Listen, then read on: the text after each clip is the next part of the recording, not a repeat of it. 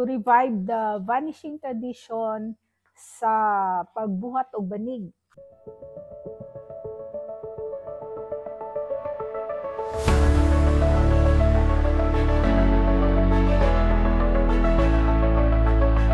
Natuhod ang Tagulwanen Women Weavers Association niadtong May 2012 to revive the vanishing tradition sa pagbuhat og banig aron ma-empower ang mga kababainhan og mahimong ka-partner sa panginabuhian sa kalalakihan sa tribo.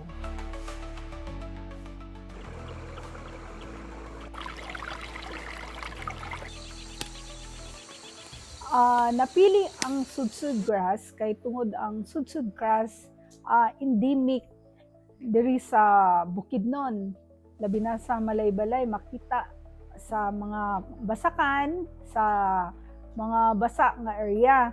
So dali ra kaayo makita ang ilang materialis. So una mi makahimo ang isa ka produkto namo, mag-ansa mi sa lapok bita basakan bitaw, mangwa mig sodsod, dayon bulad namo sa init sa adlaw. Tina na dayon mi sa depende sa color sa older sa amua. Nagdepende sa design food. Mag-plat na dayon mi, mag-agit na dayon mi. Pag human na mag-agit, ready rin namo ang among himuonon. Depende sa color, design o sa older.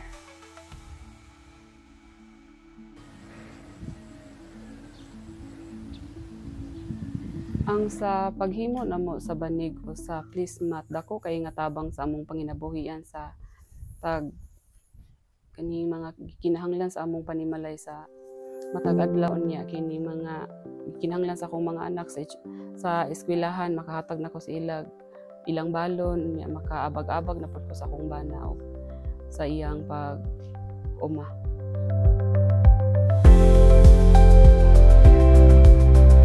Una gyud, sukad sa pagsugod sa Tagulwanen Women Weavers, ang dako kayong tabang nahatag sa DTI, sa Department of Trade and Industry. Sila ang nagtabang sa amo sa pag-market, sa banig, pag-apil-apil sa mga trade fairs o mga training nga gihatag aron mas mahimong luntaron ang pagdumala sa association, sa pagnegosyo.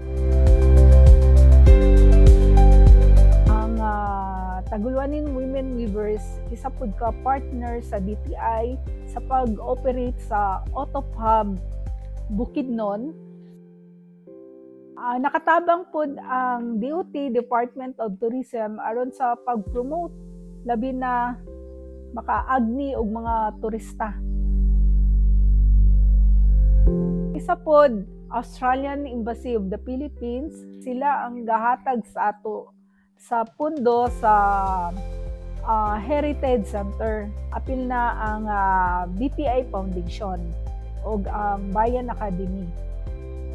Isa sa mga strategy aron mapaila-ila ang among produkto, pinaagi sa online marketing sa mga kalain-lain nga platform, sama sa Shopee, sa mga social media, sa Facebook, sa Instagram. Regular kami ga-attend sa mga trade fair o exhibit like Manila Fame, Hobby, sa National Trade Fair, Sandugo o sa National Arts and Crafts. Sa karon, makita ang atong produkto sa SM Kultura, sama sa MOA, sa Mega Mall.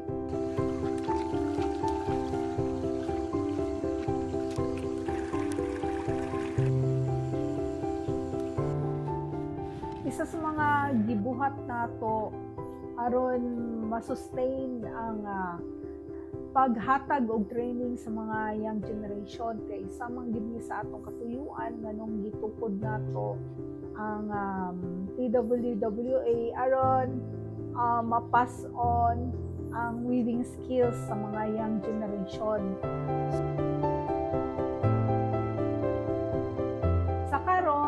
magapadayon ta og innovate sa atong mga produkto aron makasunod sa unsay panginahanglanon sa market